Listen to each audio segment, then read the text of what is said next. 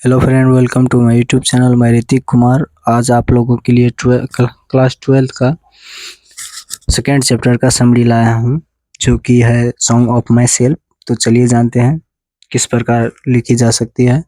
तो इतना पहले जो स्टेप में लिखेंगे लेखक के बारे में लिख लेंगे, उसके बाद उस पोएम में क्या क्या हुआ, क्या क्या घटना घटित हुई उसको जानेंगे।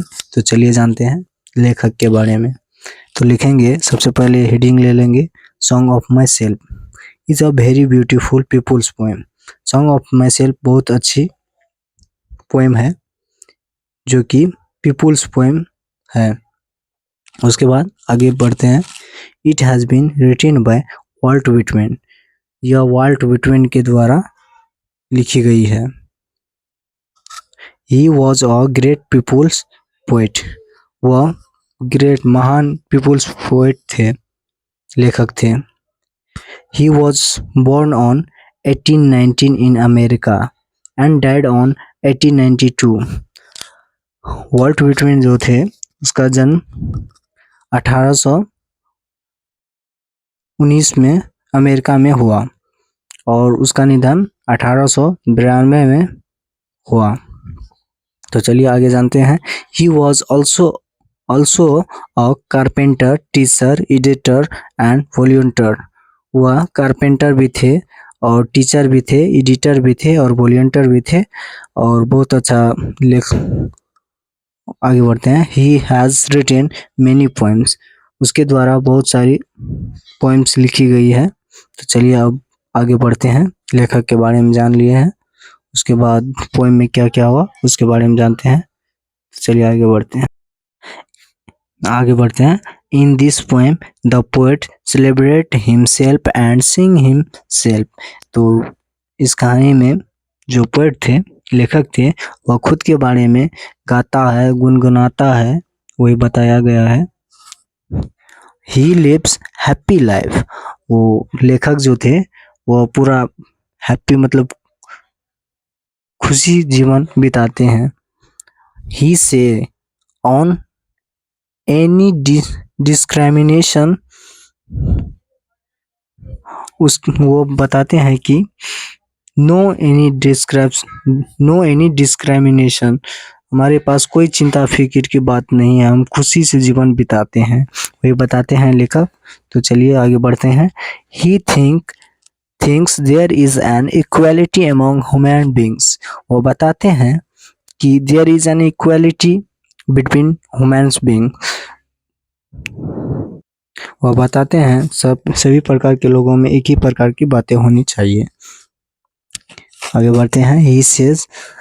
He says the blood atoms in human beings is same, क्योंकि ब्लड एटम्स जो होते हैं वो भी सेम ही होते हैं ह्यूमन बींग्स में, वे बताते हैं। इसीलिए सभी प्रकार के लोगों की बातें भी एक ही होनी चाहिए कि खुशी से अपना जीवन व्यतीत करें। चलिए आगे बढ़ते हैं।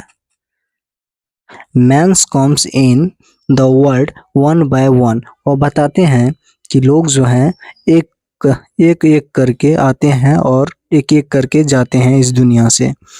All humans beings are formed with soil. वो बताते हैं, लेखक बताते हैं कि सारे लोग जो हैं वो फॉर्मेड मतलब बनते हैं विथ सॉइल एंड एयर, मिट्टी और हवा से बनते हैं। तो इसीलिए इक्वलिटी होनी चाहिए हर एक मैन के बीच, ये बताते हैं लेखक। तो चलिए आगे बढ़ते हैं। In every angle there is an equality between man and man. लेखक बताते हैं सभी प्रकार मतलब सभी एंगल से जो है मैन और मैन में इक्वलिटी होती है, वही बताते हैं। So we should not have discrimination. इसीलिए हमें कोई चिंता फिक्र की बात नहीं करनी चाहिए। जैसे हम अपना हैप्पी लाइफ बिताते हैं, इसी प्रकार सबको बिताना चाहिए, वही बताते हैं लेखक। The poet is 37 years old and he is perfect. वो बताते हैं कि हम मतलब लेखक बताते हैं कि हम 37 years 37 वर्ष के हो चुके हैं और परफेक्ट जीवन मतलब बिताते हैं और बताते हैं he hope to be perfect till his death, और वो बताते हैं कि हम जब तक जिंदा रहेंगे तब तक इसी प्रकार से मेरा जीवन व्यतीत होता रहेगा। तो चलिए आगे जानते हैं। Because he has no any discrimination, क्योंकि हमारे पास कोई चिंता फिक्र की कोई बात नहीं है, हम खुशी से जीवन व्यतीत करते हैं अपना। लेखक बताते हैं दी poet says sorrow and happiness are the two part of our life।